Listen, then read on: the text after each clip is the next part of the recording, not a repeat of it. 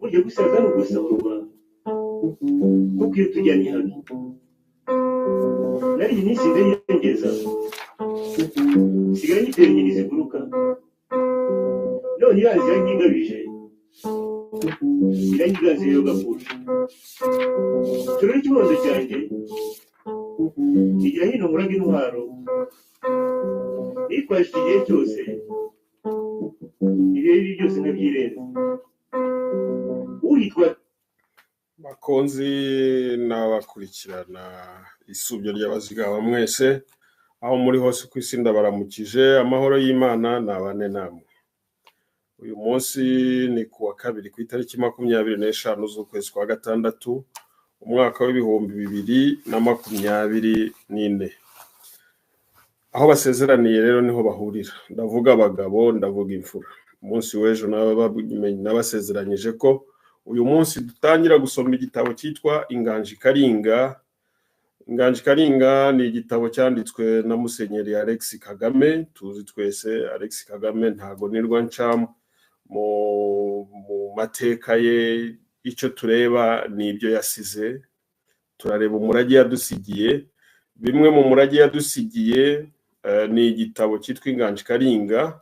Benshi mu banyarwanda babari abanyabwenge, babari abaturage basanzwe, iyo bavuga bimwe mu byanditse mu Nganji Karinga bareba kantu gatoya muri byo ako bumva bashaka gusobanura. Nifuje rero ko igitabo cyose twagisoma inyuguti ku nyuguti, bityo buri munyarwanda wese ushobora kugera ku isubyo ry'abazigaba akaba yamenya ibikubiye muri icyo gitabo. Benshi mu banditsi bari abihaye Imana cyangwa se n'abasanzwe, iki gitabo bakunda kugitangaho icyitegererezo cyangwa se kukirangira abantu kuba bagisoma bagira ibyo. Usanga ibyo banditse byinshi bakavuga ngo reference bakayitanga ngo ku Nganji Karinga, ariko nshidikanya ko bashobora kuba batarayisomye yose. Kuki gitabo gisomye cyose ntago wakirangiraho umuntu muzima utekereza uzi ubwenge ngo kimurangireho amashakiro y'ukuri cyangwa se y'amateka nyayo y'abanyarwanda. Ntago wabikora. Ntekereza ko ababikora ntago baba baragisomye cyose. N'aba bantu bitwa abapadiri simpamya ko iki gitabo bagisoma cyose cyangwa bagisomye cyose bakacyumva. Tugiye kukisomera rero tukibike hano, buri wese azajya ashakira ajye yongera acyumve yumve ibikuye muri iki gitabo. Nidushaka kugira ibyo tukivugaho tuzajya kuri Kazigaba na Benirage hirya kuri iriya shene yindi, ariko ahangaha ni gusoma tukabika, tugasoma tukabika. Niturangiza iki gitabo tuzasoma n'izindi nyandiko z'amateka akomeye y'abanyarwanda nazo tubiki.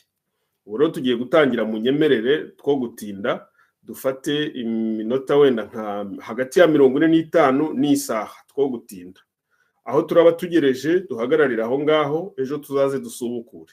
Nta guhagarara, ni buri munsi tukazaruhuka iki gitabo tukirangije. Nyagasani nafasha dushobora kugisoma wenda nk'iminsi 4 cyangwa 5, ariko ninarenga icyo nifuza nuko twagisoma cyose uko cyakabaye. Nk'abatindi rero reka dutangire. Ni Inganji Karinga iragira iti: u Rwanda rwo hambere. Interuro rubanda mwese mugiye gusoma aka gatabo.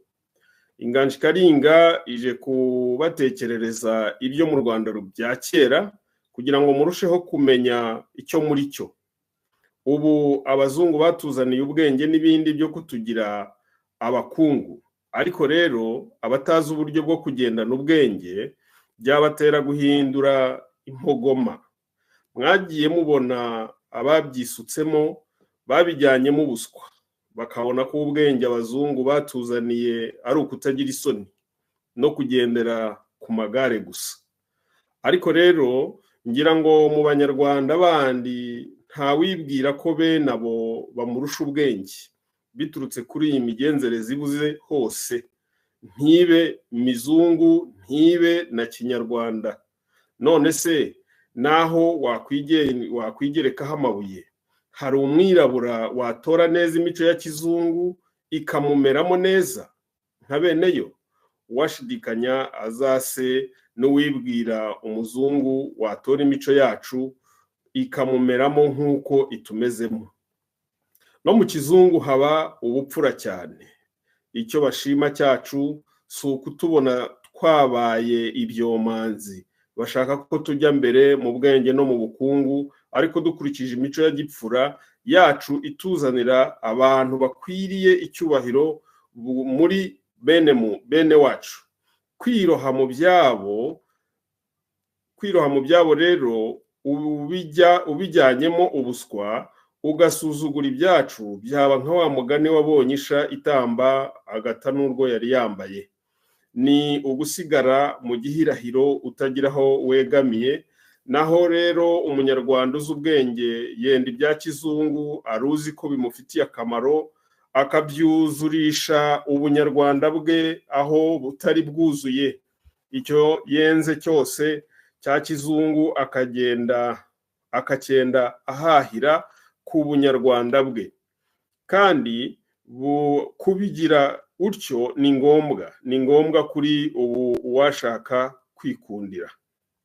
Ubunyarwanda bwe bwonyine yaba ari injiji, ariko rero n'uwashaka kwiroha mu bya kizungu byonyine byamuhindura icyomanzi cy'igihindugembe.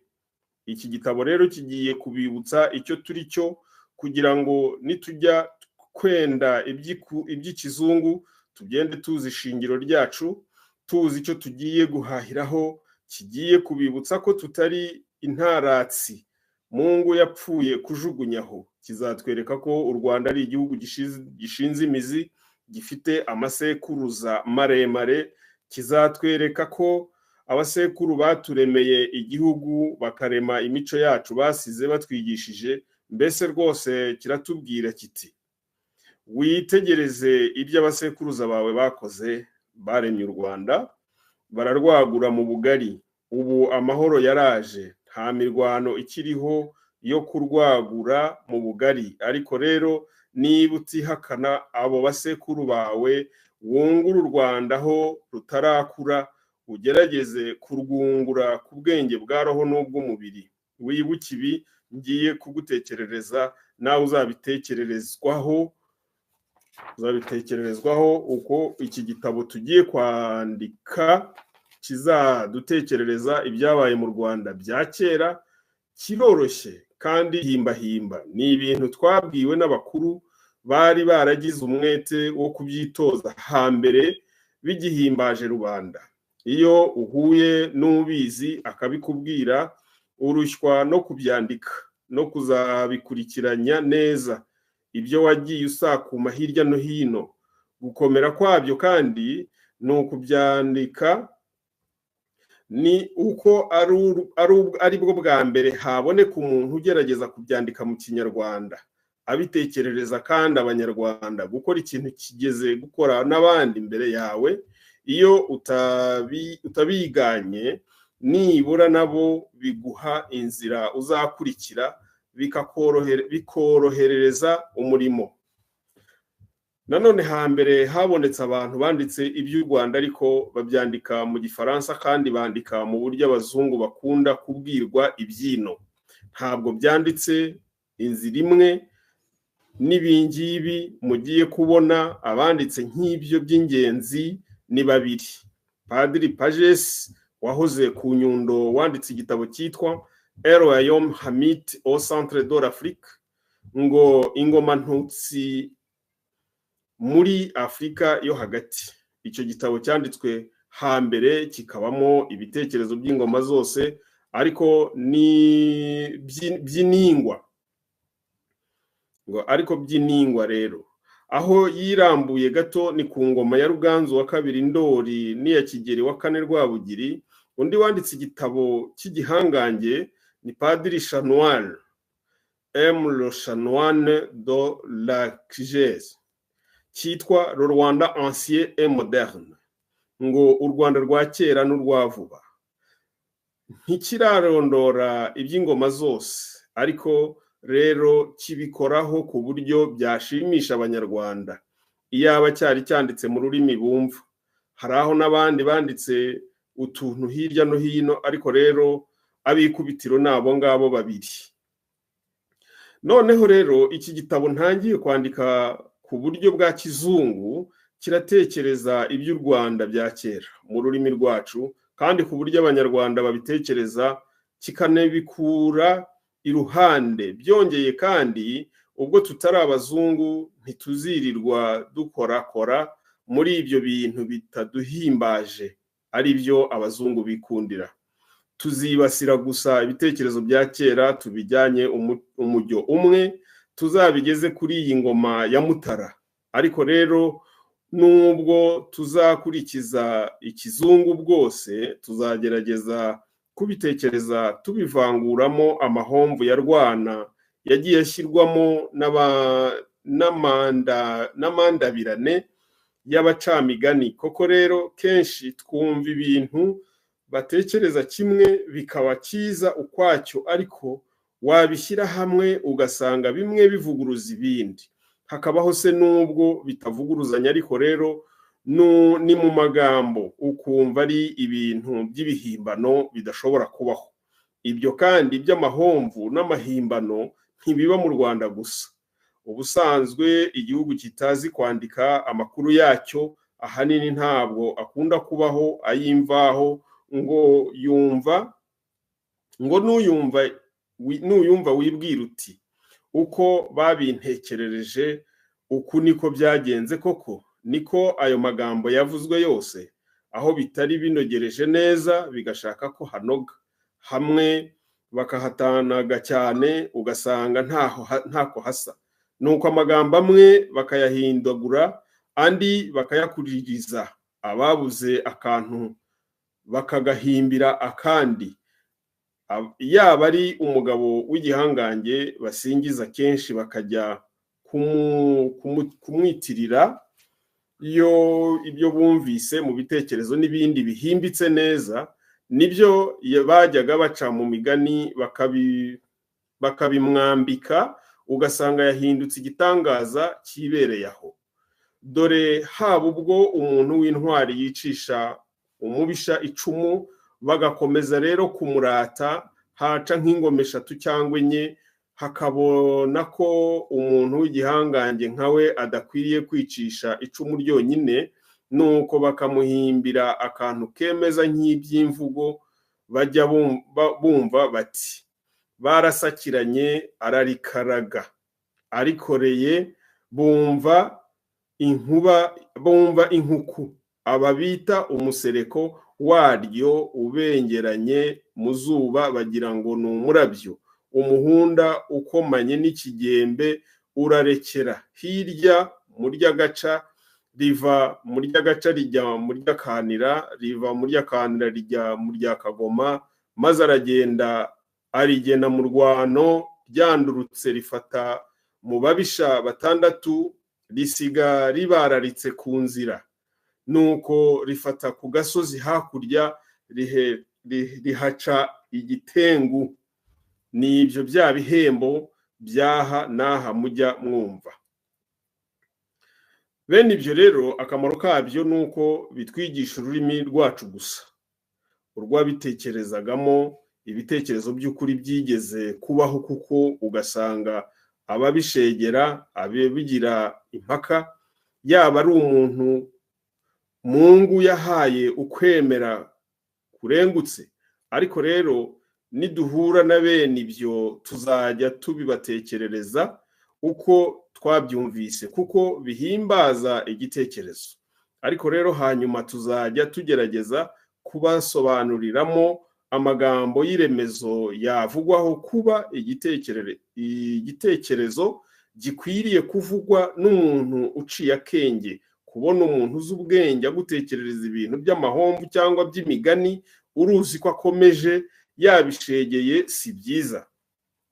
Nuko rero ni rimwe na rimwe muzajya mubona ibintu mwari mwarigeze kumva ubundi mu migani no mu bitekerezo bya rubanda nimubona byanditse mu buryo budahuje n'uko mwajyaga mubyumva, muzicare muzi ko twabibabwiye hakiri kare. Nimubona kandi ibyo bajya bakabya aha ku buryo bibapfobya, ntimuzababare ngo ni ugushaka guhinyura ibyacu.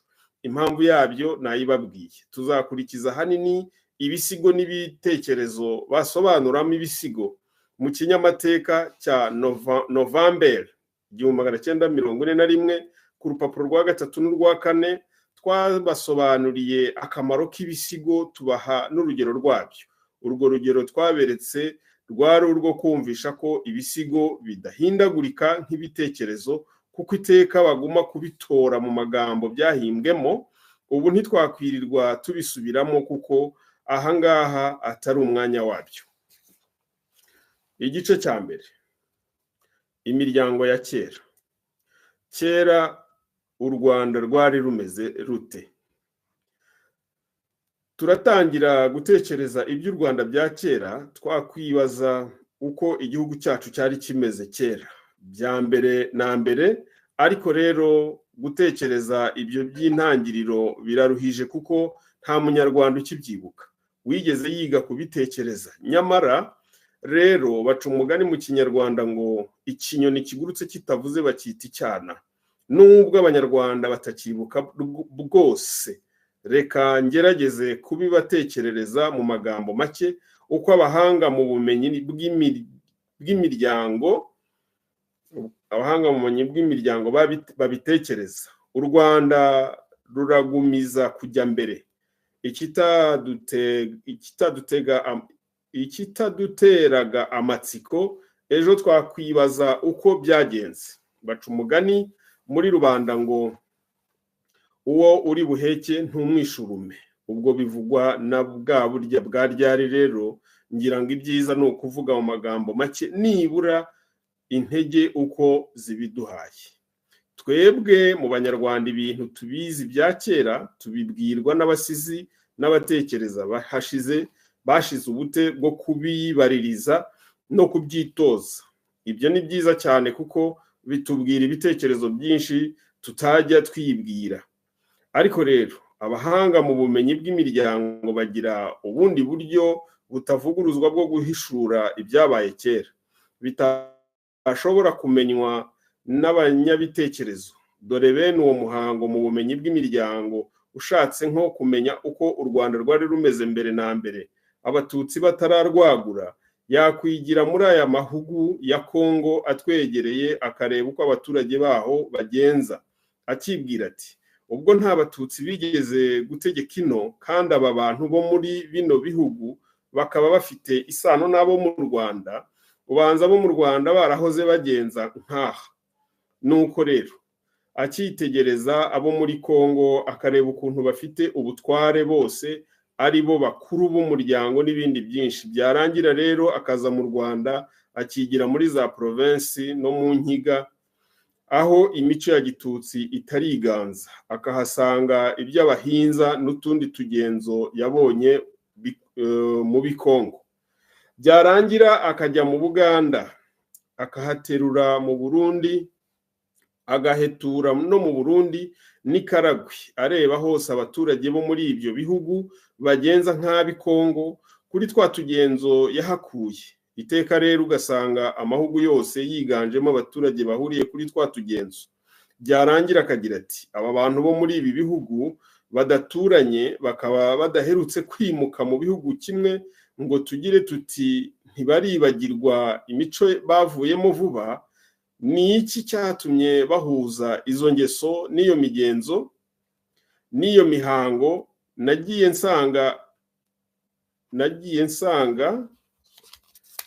nsanga hose akisubiza ati birerekana ko ari imico y'abantu bamwe, iyo bava bakajya, iyo ubihoreye nibo bonyine niko babigenza.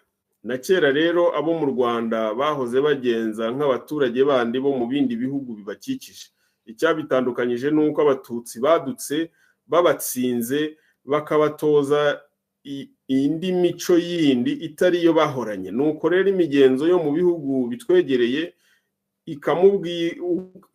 ikamubwirwa ityo uko abahutu bo mu Rwanda ba kera bahoze bagenza, abikurije ko agereranije atyo. Bene uwo muhanga se haba ubwo yashakaga kumenya ko abatutsi bagenzaga ubwo badutse ino, yaza mu Rwanda agasanga ari abantu bamuyobeje, ati ese ko abatutsi bakunda inka n'ubutaka, ibyabo bwite ni ikihe? Ese babaye mu Rwanda baragiye inka zabo arizo zibagenza, cyangwa se baje ari abahinzi bakunda imirima hanyuma inka bazungukira mu Rwanda? Byamara kumujija ati henga nkwereke ikizabimbwira. Ati cyambere, abatutsi bacyaduka ino baje baturuka hehe? Ati icyakora ntabwo baturutse iburengerazuba bw'u Rwanda, kuko mu bya Kongo batazi umututsi icyo ari cyo. Ntabwo rero hashobora kuba amavukiro yabo, wa mugani baca ngo ziba zidakwiriye n'abanyazi ngo uraramure. Ati ikindi kandi ntibaturutse mu majyepfo y'u Rwanda, kuko nubwo baba mu Burundi n'Ubuha, hirya y'ibyo bihugu ari indiri y'abahutu. Iyo ndiri yaba yaravubuye abatutsi te? Ntisigarane n'uwimbuza kurahira.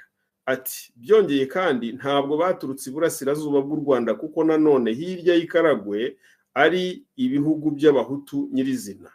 Nyamara guhera aho hose, ati reka ndebere no mu majyaruguru y'u Rwanda, yagera mu Ndorwa akahasanga Abahima, akabasanga no mu Nkore no muri Toro no mu Bunyoro, agakomeza akagenda abaramutsa inzira zose, atarura imiryango yabo ku nzira, akazarinda agera muri Abisiniya, agasanga ariho abatutsi bagandiye, ariyo mavukiro yabo. Ntiyirirwe ashidikanya, akamenya ko abatutsi bo mu Rwanda ari agasesekare kabo muri Abisiniya. Agashikama rero akitegereza imigenzereze yabo ba ruguru, agasanga ari abanyarushumba batunzwe n'amata ahanini n'ibiremve n'inyama. Agasanga urugo rwabo ari igikumba, inka zabo zarabayeho. Akagaruka ino yiruka, akareba abatutsi bino bakunda inka n'amata n'ukuntu bazigishisha n'ibindi byose muzi. Ati irorere nabimenye, aho abatutsi bo mu Rwanda bacyaduka ino bari bameze nka bene wabo aba ba ruguru. Imico n'imigenzereze y'Abagala bo muri Abisiniya n'iy'Abamasayi bo muri Kenya n'Abahima bo mu Nkore n'Indorwa, byose biranyumvisha uko abatutsi bari bameze. Baje no babungerana inka zabo, ibyo gukunda ubutaka babitojwe n'abahutu bahasanze. Nuko akicara akagutekerereza imico bahoranye, byose yarabyize kuri ubwo buryo.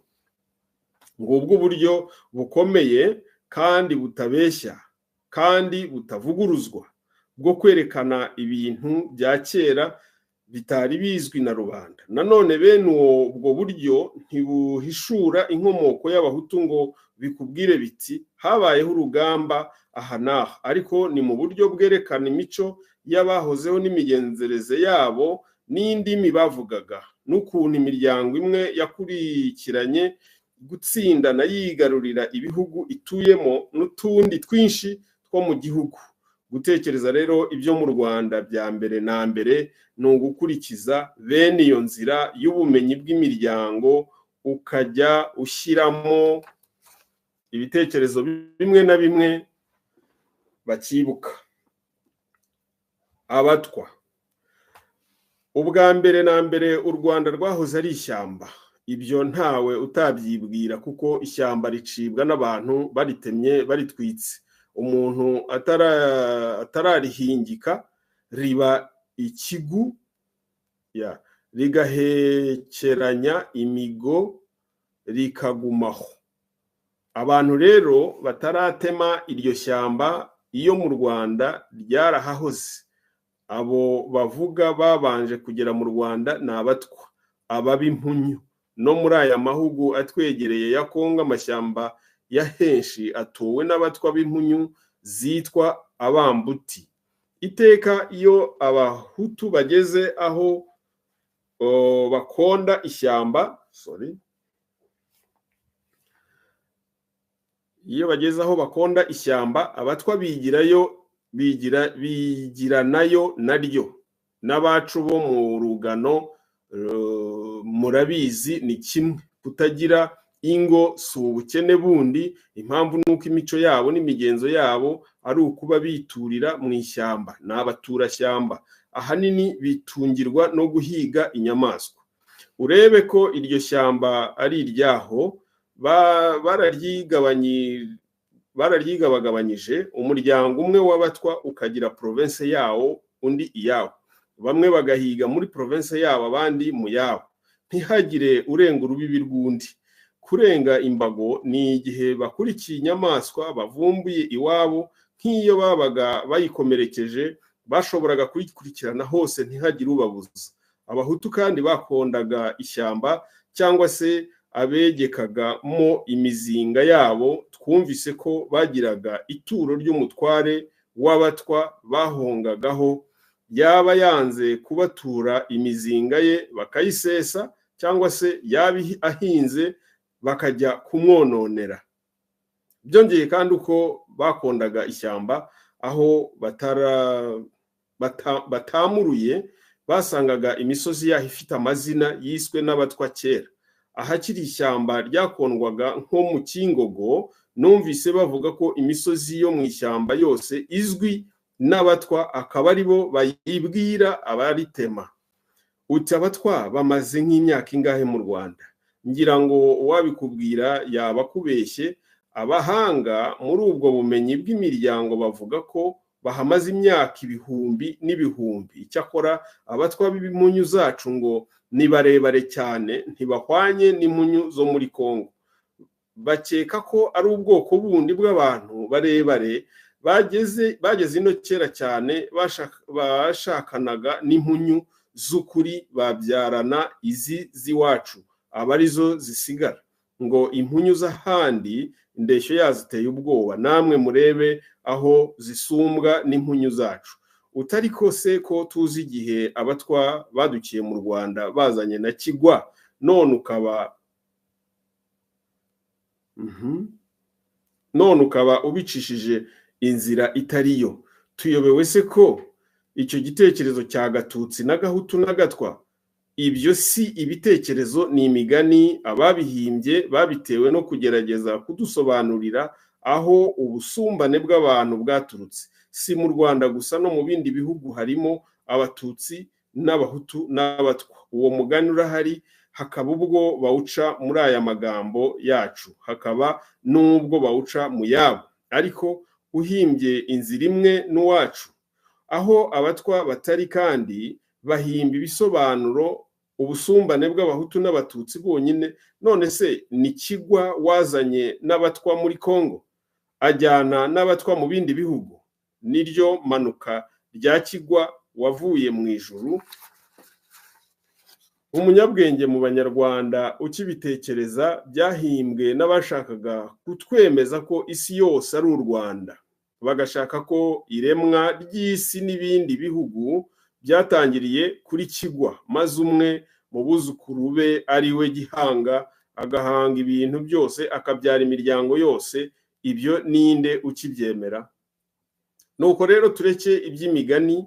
Abatwa b'impunyu nibo babanje gutura u Rwanda hakiri ishyamba, nk'uko batuye mu mashyamba yandi ya Kongo atwegereye, nk'uko bagituye mu Rugano rwacu. Abo rero abatwa bo mu gihugu ubanza ari umuryango wari uturanye n'impunyu, hanyuma babonye Abahutu badutse ino bahinga ishyamba, bahitamo guturana nabo, bikomereza umwuga wo kubumba inkono n'ibibindi, bakabigura n'Abahutu. Kabiri, Abahutu bavuga ko badutse mu Rwanda hanyuma y'Abatwa. Aba nibo bakondaga ishyamba. Abahanga mu bumenyi bw'imiryango bahamya ko baje muri Afurika baturutse muri Aziya. bagumya kuza buhoro buhoro, batyo baza bakonda ishyamba barinda bagera ino. Ababaye ku ishyamba ry'ino bazi ko abakonzi b'ishyamba badahamya ingo hamwe, batema ishyamba bagatwika, bagatera imyaka yabo, byamara kwera ubutaka buvuyemo ubworohe bw'urushyambashyamba, bakagira ubute bwo kongera guhinga ahantu hakomeye hatyo, bakongera bagatema ishyamba aho bari bageze, nabwo ubutaka bukonze mbere bakabusigira abatinya ishyamba, bagumya gukuza bubaka aho bakonda bimutse. No mu ntangiriro niko byagenze. Aba bo mu Rwanda bakonda ishyamba baba bigana ibyo basekuruza babo bakoze mbere yacu. Ab'inkwakuzi bazaga bakonda bakagumiriza gutsura ishyamba imbere yabo, kuko batari bashoboye guhinga ahamaze gukomera hatyo. Nuko barinda bagera ino, uko bagatemuruye ishyamba mu masekuruza atabarika. Abahutu babaga bahagurukiye gukonda ishyamba, umuntu akajyana n'abana be, nabo bava indimwe na rubanda rundi rwa Nyakamwe rutabona uko rwirwanaho. Uko kudatandukana kwabo kandi babiterwaga no gushaka kwirengera, kuko uwabaga ari umwe hadukaga abandi bamurusha amaboko bakamuhuguza ibye. Niko bigenda mu bihugu byose bidafite umutegeko umwe.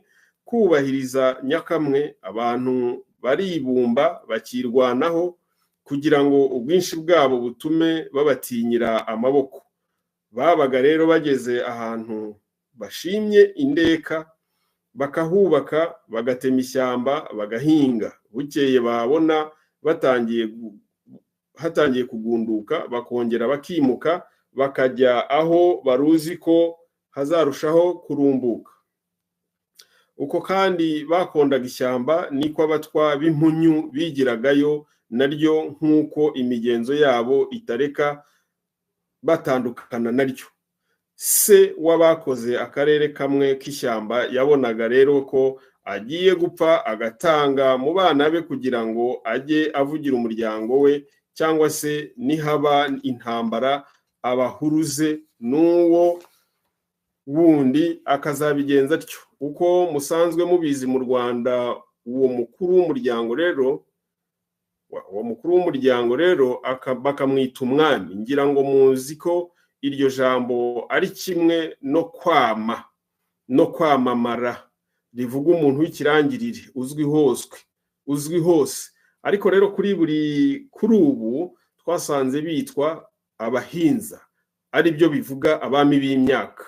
Iryo zina ryabo ry'abahinza riva ku ijambo ryo guhinda ibi by'inkuba. Biva ku ijambo ryo guhinda ibi by'inkuba.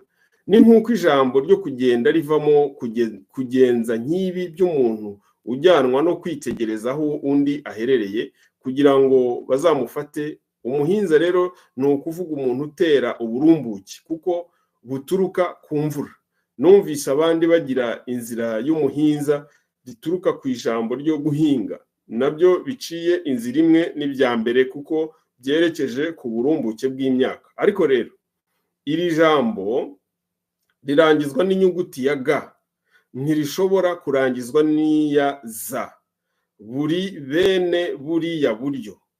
buriya buryo naho irangizwa ry'inyuguti ya da yose ishobora kuyihinduramo za. Kuriya dore nko kuganda rivamo kuganza. Ibi byo kunesha rwose, ugatsindira bwa bwigenge Uganda aba ashaka,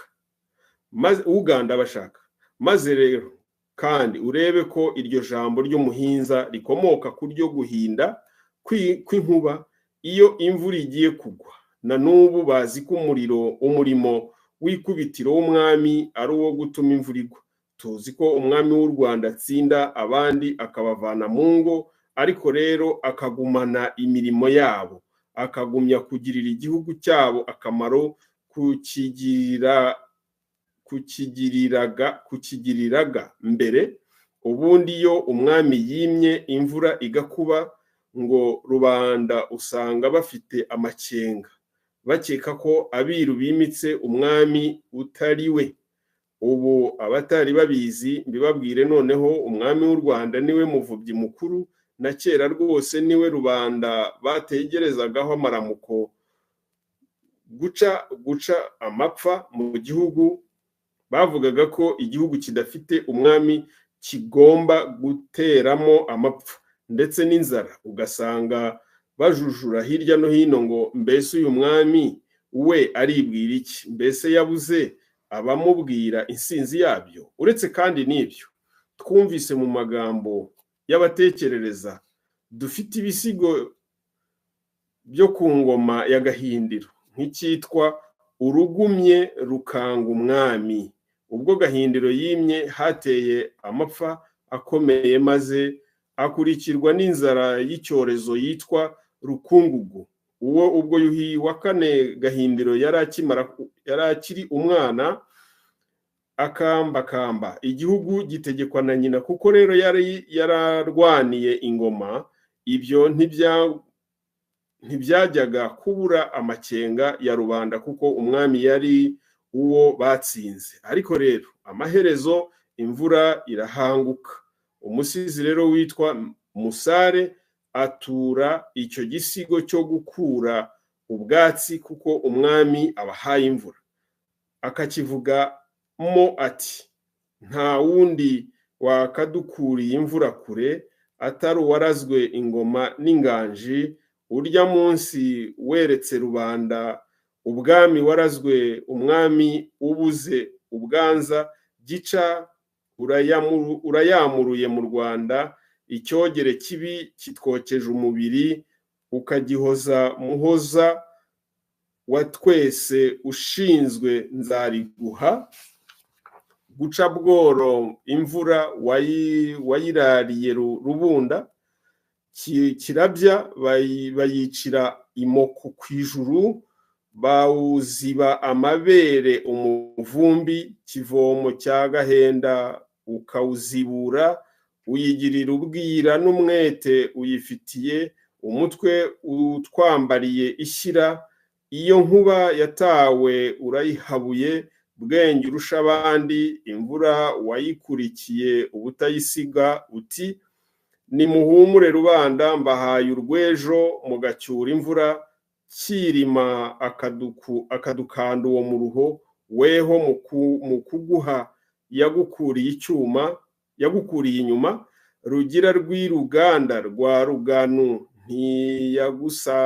ntiyagusangiza, mu kuguha ingoma igukiza ibigereka. Rugira umwami wenyine irakwita izina, ibwami ntiryakuka.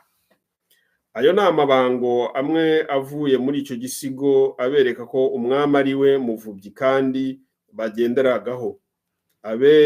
Urebe nuko iyo mvura ku bwayo yerekanye ko Imana yari yatorewe Gahindiro kuba umwami.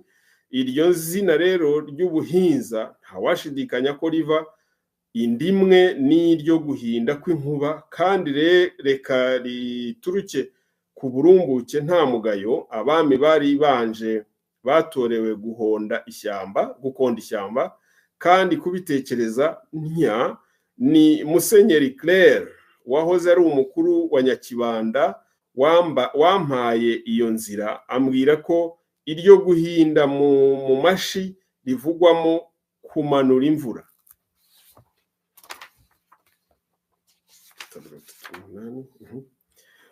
Umwami wacu rero nubwo atitwa umuhinzi, ariko afite umurimo w'iryo zina. Iry'umwami naryo riri mu bihugu bya ruguru byo mu Buganda, rivuga utegeka wese, nk'uko mu Kinyarwanda tuvuga umutware. Ikindi cyatwereka isano y'abantu mu bihugu by'abantu bo mu Busukuma hirya y'Ikaragwe n'Ubujinja, umwami yitwa umutemi. Ukabona ko byenda gusa n'ijambo ryacu ry'umutemyi, kandi muri ayo mahugu ni abahinzi koko, nk'uko byahoze kera ino. Dore nko muri vikariyati ya Mwanza yonyine hari abatema bateza kwijana, abatema bageza kwijana mu gihugu kiruta u Rwanda inshuro 5 gusa. Kuva mu misiyoni ya Mwanza ujya mu ya Bukumbi hari urugendo rwa kilometero 25 gusa, ariko rero ujya muri urwo rugendo urenga ibihugu by'abami 5. Umva nawe, ngibyo iby'abahinza uko nabiketse, ariko ngira ngo kera ibihugu bimwe byo mu Rwanda ntibyasangiraga indimi binoze nk'ubu. Ubanza abategekaga bimwe baritwaga abami mu ndimi zabo nk'uko bimeze ubu mu Buganda no mu Bunyoro no mu bindi bihugu bya ruguru byinshi, ahandi bakitwa abatware, abandi bakitwa abahinza. Ukaba rero uruzi ko abanyiginya baba baratangiriye mu gihugu cyavuga abami, uwabo akitwa cyo. Hanyuma rero uko bagumya gutsinda abaneshejwe bakarimurekera wenyine, naho rero abatsinzwe nyuma begamiye inkingi yasanga bitwa abahinza bakarigumana. Uko rero mwabibonye ntitwavuze uko abahinza bari abavubyi gusa, hato mutazakurikiza ijambo ngo guhinga ngo mubijyane muri iyo nzira yonyine. Izina ryabo rituruka ku guhinda kw'inkuba, igasobanura kugusha imvura. Ariko rero ikikubitiro ni uburumbuke. Uretse abavubyi, abandi bari abavumyi, bavumaga ibyonona imyaka nk'inzige n'inyoni n'ibindi. Abahinza bo mu nkiga zerekeye ikingogo ahanini bari abavumyi. Abo bami ariko barayobokanaga.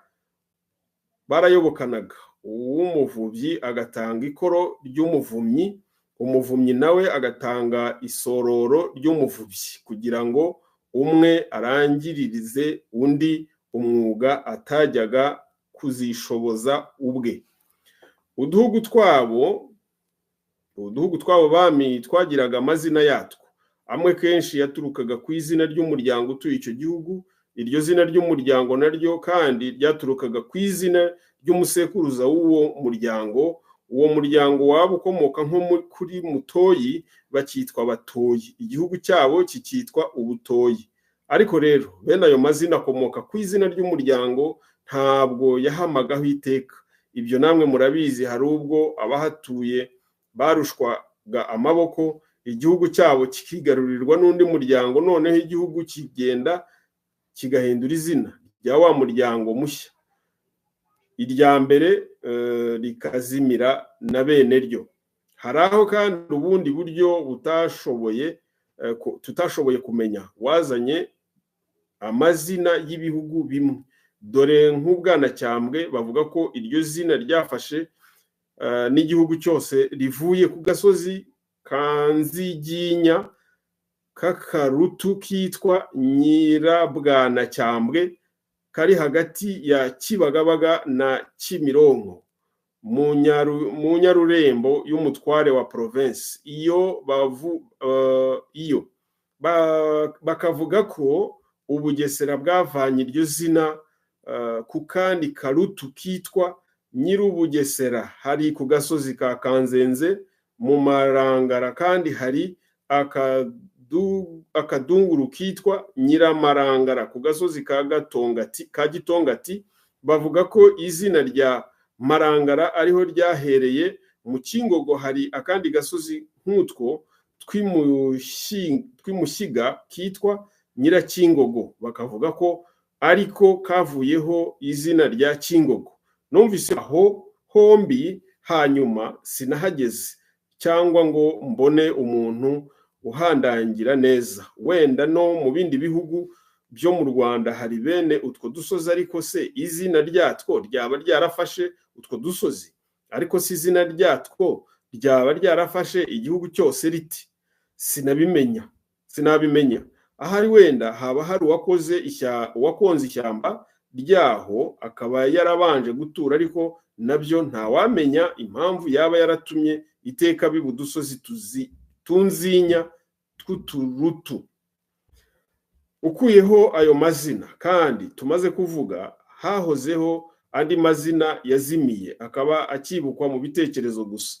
Ku Ndiza ahahoze hitwa Ubunyatwa, akarere ko hagati ya Muhanga na Shori na Gitima na Mpushi, province ya Marangara, Nduga, Rukoma. Ahahoze hitwa Ubusekera mu Gishibu no mu bya Musambira na Rugobagoba, province Rukoma na Nduga. Ahahoze hitwa Ubunyagitunda ku mayaga ya ruguru kimwe n'Induga ya za Kibanda. Ahahoze hitwa Ubunyagisho ku mayaga y'epfo no mu Nduga. Nuko amazina yaho yavuye mu kuduhugu agasigara ku misozi gusa. Burya Musenyi na Mukingo na Rwesero muri province Marangara, Nduga na Busanza Nord yahoze ari amazina y'uduhugu nka bene ibyo twavuze by'abahinza ba kera. Ukubitireho na Nkobwa na Kabagari na Gisibiri, ubu ni province ya Kabagari. Ngibyo rero ibihugu bakibuka by'abahinza ba kera. Abo bahinza bagiraga ingoma, kuko ingoma yari icyo kimenyetso cy'ubwami mu bihugu by'abirabura b'Afrika iyiwacu.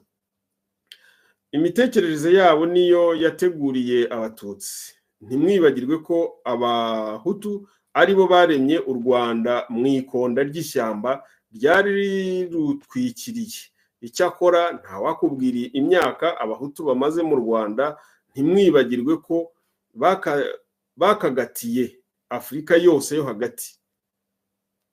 Nabonye igitabo cyanditswemo ibitekerezo bya Nkore n'Ubugande n'Ubunyoro, kandi cyanditswe n'umuntu uzi iby'ubumenyi bw'imiryango, kikavuga kiti abahanga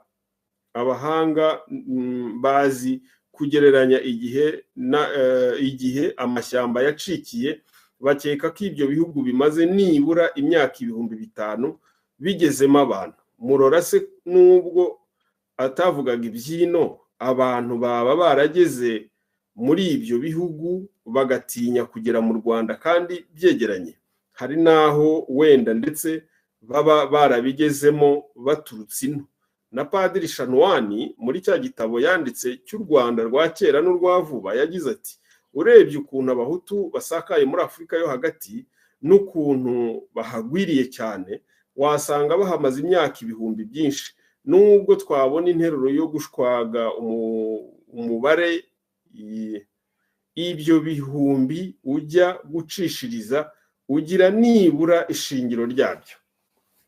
Abahutu bacyaduka ino bavugaga ururimi rumwe, ariko rero uko amasekuruza ahita andi agataha, bakagenda baruhindura nk'ikintu babonye bwa mbere batari basanzwe bazi, bakagihimbira izina rishya. Andi magambo bakagenda bayenda mu rurimi rw'Abatwa basanze mu mashyamba bakondaga, nk'amazina y'imisozi n'imigezi n'ay'inyamaswa batari bazi. Ni amagambo yerekeye umuhigo umuntu arora.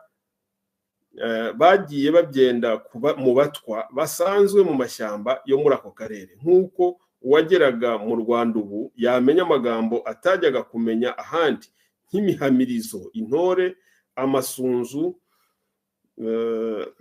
amasunzu, imitamirizo, ibyansi, uruhimbi n'ibindi byerekeye inka n'Abatutsi. Nk'ibyo se uwakwaduka muri Kongo yabibwirwa n'iki ko bitahaba? Ahubwo yahasanga andi magambo tutazi, kuko icyatumye bayahimba kitaba mu Rwanda. Izo ni impamvu zimwe zatumye indimi z'abirabura zihinduka tukaba tutumvana. Ariko rero mu magambo y'ikubitiro bari bazi bose bwa mbere na mbere bataratandukana. Muri Afurika y'abirabura hose usanga bayazi, nk'umuntu, umutima, umubiri, ijuru, umuzimu, umupfumu, ingoma, amazi, umwami, imvura n'ibindi nk'ibyo. Nanone si ukuvuga ko bene ayo magambo hose yakomeje kuvugwa nko mu kinyarwanda, bamwe bayavuga ku buryo bwabo ariko amaherezo ugasanga bicishirije nko mu giswahili bavuga maji, mvua, mwili, mtu, si nko mu kinyarwanda rwose, ariko rero ukaba uruzi ko ari ijambo rimwe na yacu. Iminota 45 twateganyije irarangiye bavandimwe, munyemerere dusubikira ahangaha, tuzakomereze ejo igice cya kabiri, umwaduko w'abatutsi ba mbere n'ingoma zitari nyiginya. Rwanda zirakuneshwa, udayitunza zirakuranga. Iyo mwarishimika iminsi ntayirishaho n'umwe.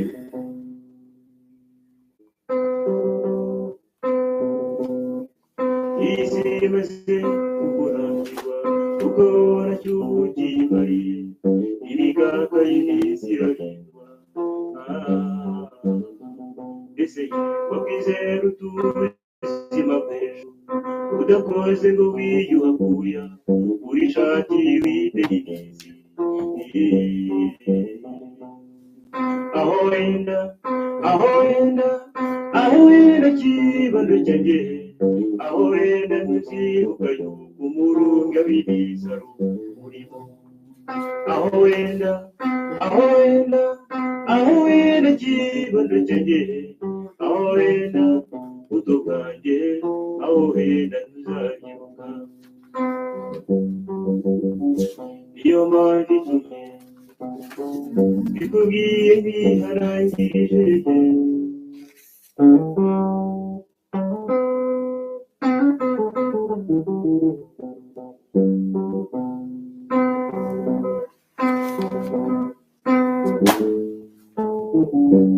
Abashimiye.